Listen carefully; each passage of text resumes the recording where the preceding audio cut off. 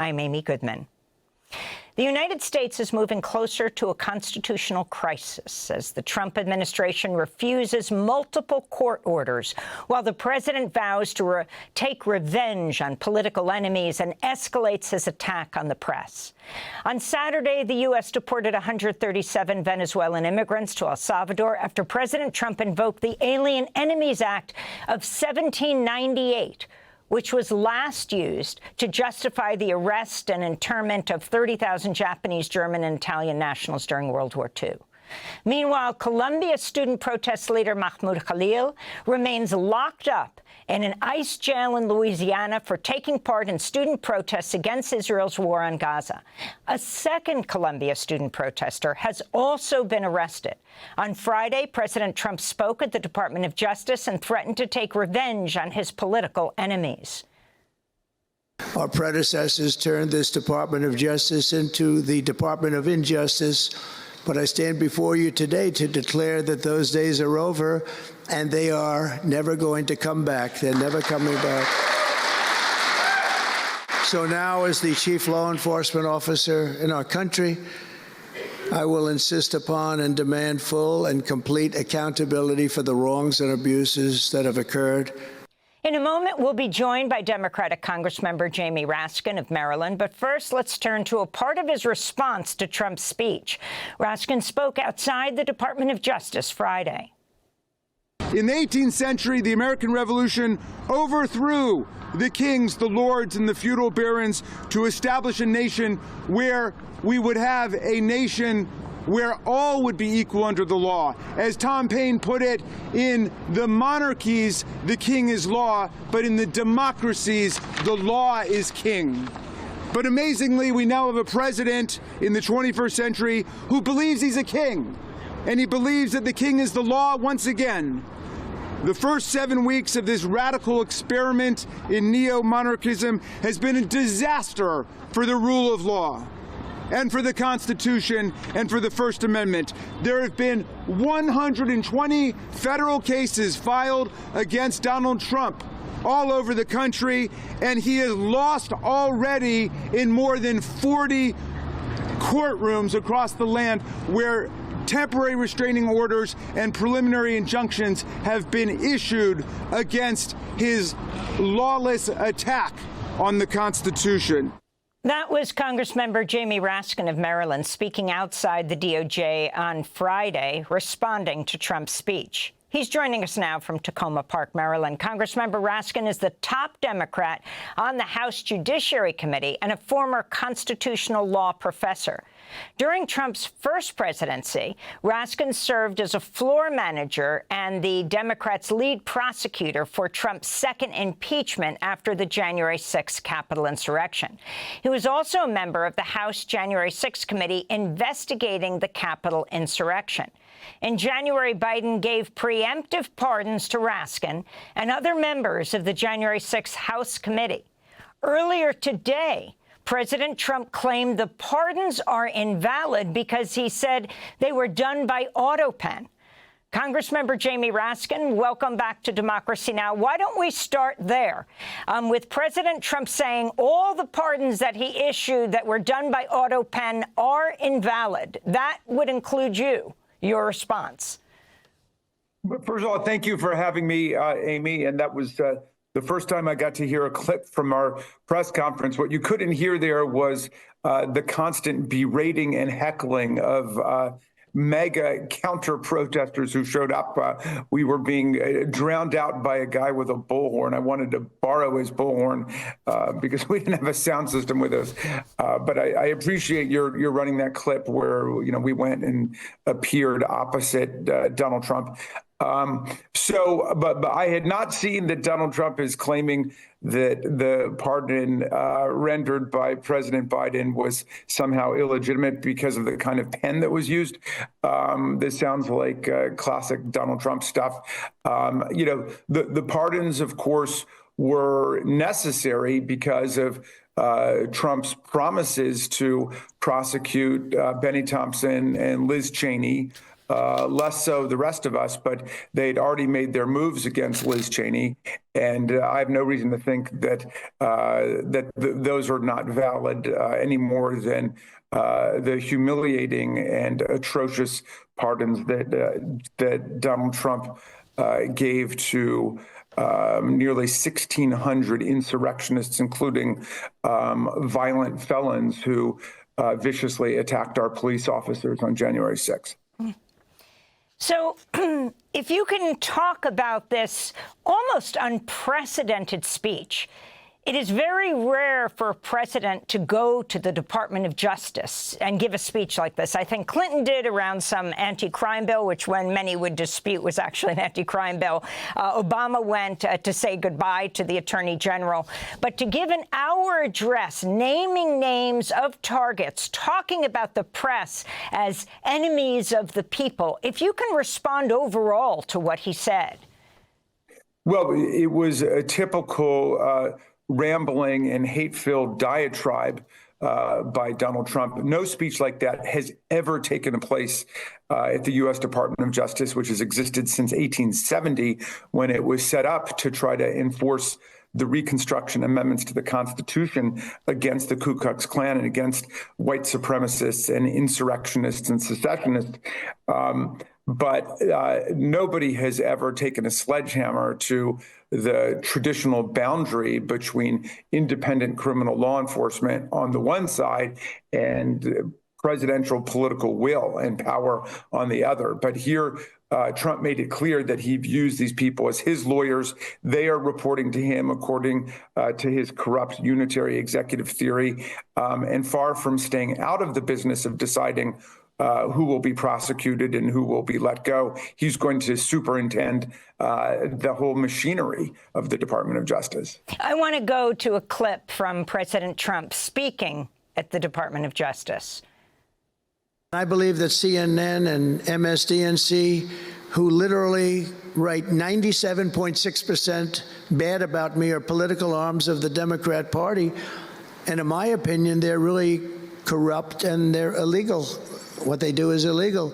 These networks and these newspapers are really no different than a highly paid political operative.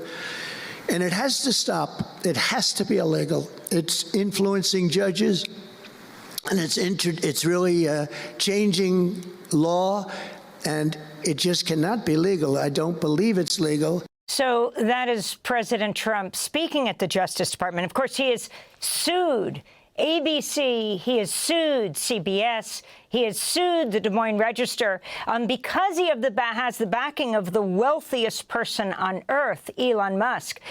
He could do endless lawsuits, and whether or not they win, that's not the point. But he could just wipe out one news institution after another, Congressmember Raskin.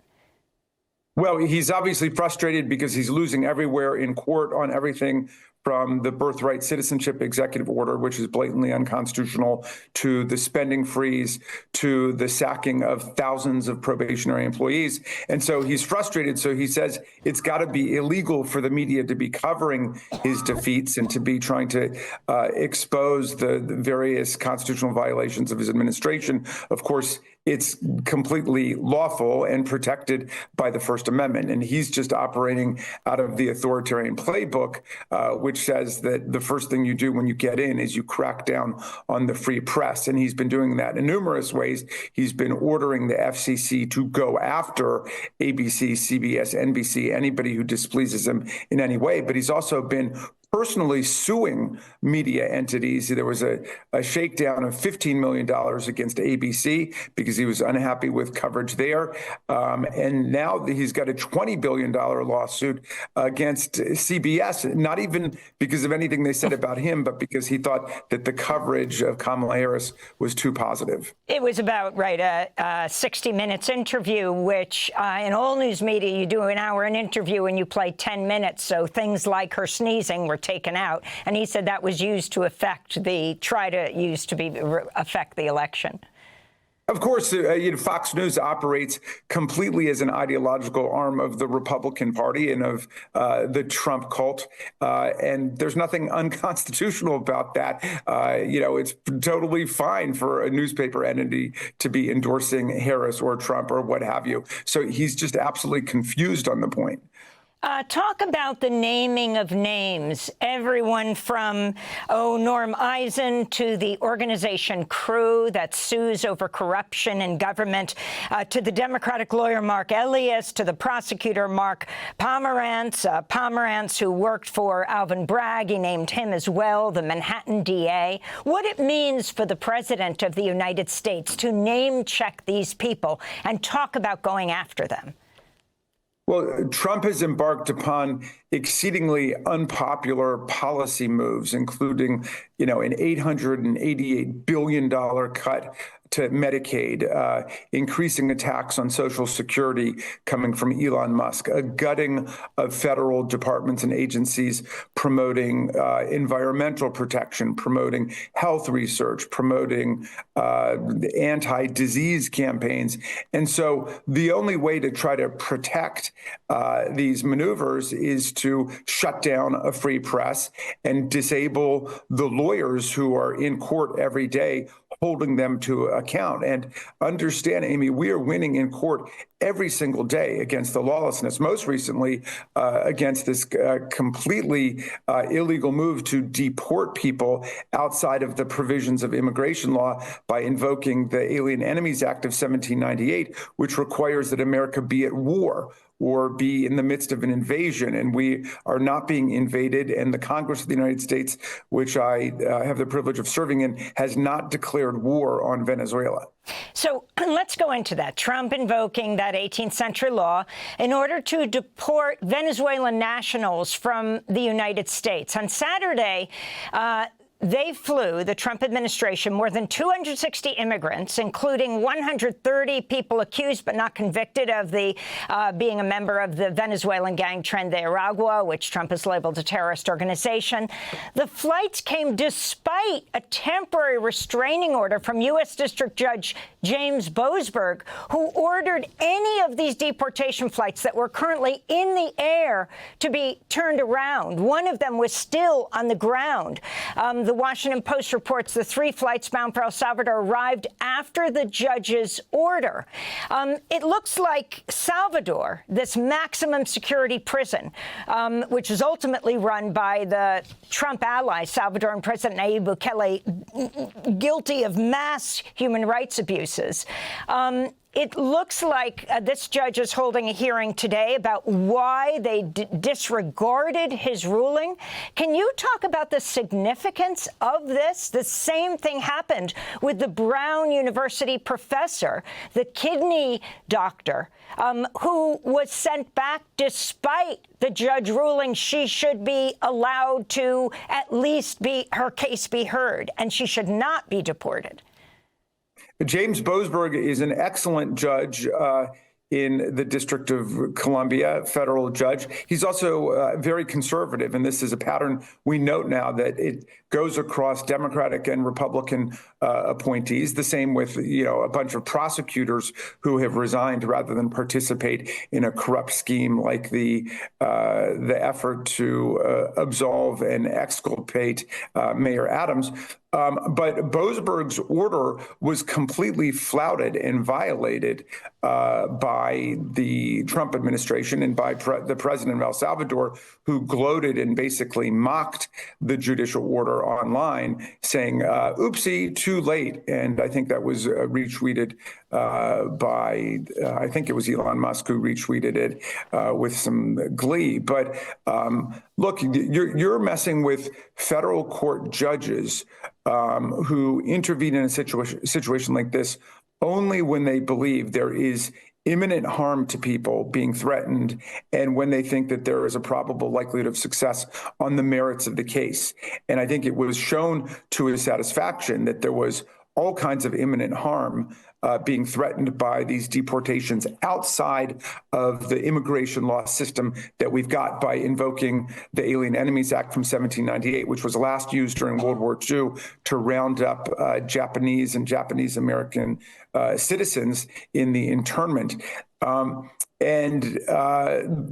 I don't know. It'll be very interesting to see what Judge Boasberg does at this point, because as the president of El Salvador, the corrupt and human rights violating president of El Salvador said, oopsie, too late, when it was very clear that they had the order to bring those people back and let them go through the normal process. We have no idea who was part of the contingent being deported.